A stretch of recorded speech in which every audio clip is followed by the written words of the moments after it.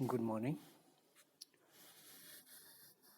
आज हम करेंगे स्ट्रेस और स्ट्रेन में संबंध।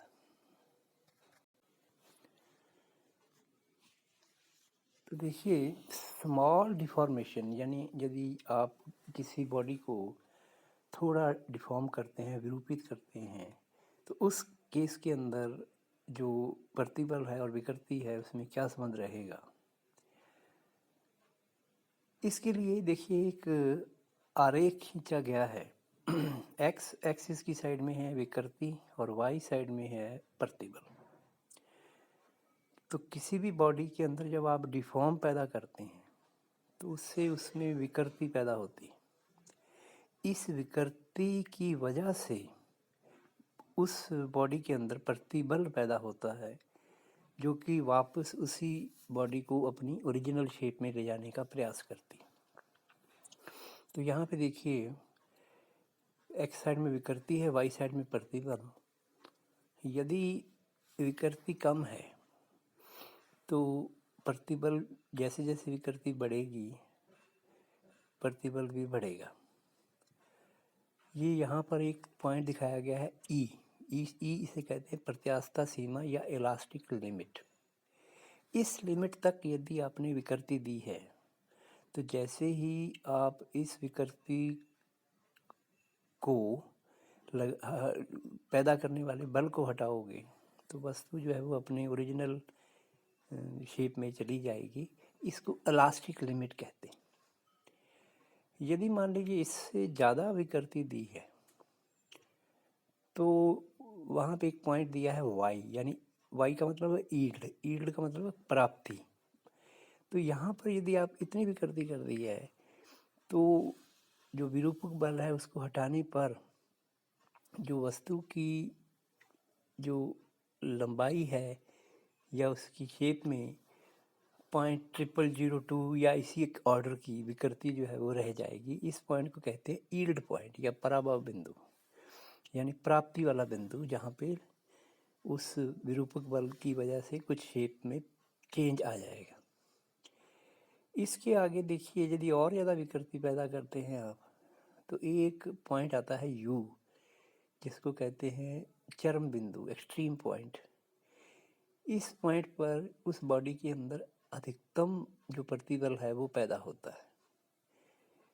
इसके पश्चात यदि आप विकृति बढ़ाते हैं तो प्रतिबल जो है वो घटने लगता है। और यदि विकृति मान लीजिए बी बिंदु तक आप ले आए तो बी को ब्रेकिंग पॉइंट कहते हैं। तो बॉडी जो है इस पॉइंट के आगे फिर वो अपने आप टूट जाएगी। कभी कभी प्रत्यास्थता सीमा में बाह्य बल हटाने पर पदार्थ तुरंत अपनी पूर्व अवस्था में नहीं आता बल्कि कुछ समय बाद आ जाता है। इससे प्रत्यास्थता विश्रांति, इलास्टिक रिलैक्सेशन कहते हैं तथा समय को इलास्टिक रिलैक्सेशन टाइम यानी प्रत्यास्थता विश्रांति काल कहते हैं। अब देखिए, यदि आप प्रत्यास्थता सीमा के अंदर देखें तो प्रत्यास्थता सीमा के अंदर जो विकृति है और प्रतिबल जो है इसके बीच एक स्ट्रेट लाइन है।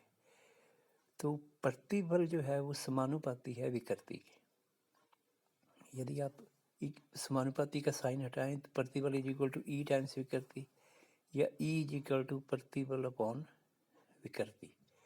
ई को कहते हैं प्रत्यास्थता गुणांक। अब आप जानते हैं कि प्रतिबल भी 3 तरह के हैं और विकृतियाँ भी 3 तरह की हैं, जिनका हमने जिक्र किया था पिछले क्लास के अंदर। तो यहाँ पे पहला है यंग प्रत्यास्थता गुणांक। यंग प्रत्यास्थता गुणांक क्या है कि प्रत्यास्थता सीमा में अनुदैर्ध्य प्रतिबल तथा अनुदैर्ध्य विकृति का अनुपात जो है वो यंग प्रत्यास्थता गुणांक कहलाता है और इसे वाई से लिखते हैं। अनुदैर्ध्य का मतलब होता है लंबाई के अनुदिश। तो अनुदैर्ध्य प्रतिबल अपॉन अनुदैर्ध्य विकृति को लिखा है वाई से। यदि कोई मान लीजिए तार जिसकी लंबाई है कैपिटल एल, अनुप्रस्थ काट का जो क्षेत्रफल है वो कैपिटल ए है। यदि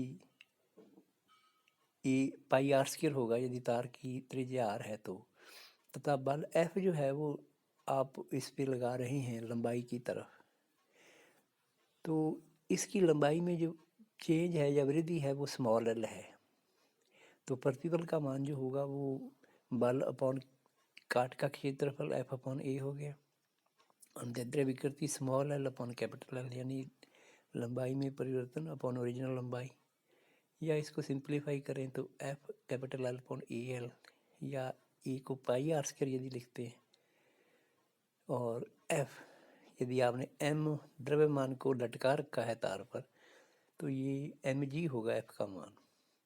तो y is equal to M G L upon pi R square L. अर्थात प्रत्यास्थता सीमा में एकांक क्षेत्रफल के काट क्षेत्र वाले, अब देखिए परिभाषा यहाँ से कैसे निकालते हैं कि यदि a की वैल्यू 1 हो, कैपिटल A की वैल्यू 1 हो, तो प्रत्यास्थता सीमा में एकांक क्षेत्रफल के काट क्षेत्रफल वाले तार का सिद्धांततः आरोपित वह बल जिससे तार की लंबाई दुगनी हो जाए, यानी स्मॉल एल जो है वो कैपिटल एल के बराबर हो जाए और ए की वैल्यू हो 1, तो y इज इक्वल टू होगा एफ, यानी आरोपित बल। इस स्थिति में आरोपित जो बल है उसके बराबर होगा यंग प्रत्यास्थता गुणांक उस पदार्थ का जिस पदार्थ का वो तार जो है वो मिलके बना हुआ है। जो y की इकाई होती है वो होती है न्यूटन पर मीटर स्क्वायर, क्योंकि विकृति डायमेंशनलेस है, प्रतिबल जो है वो न्यूटन पर मीटर स्क्वायर होता है।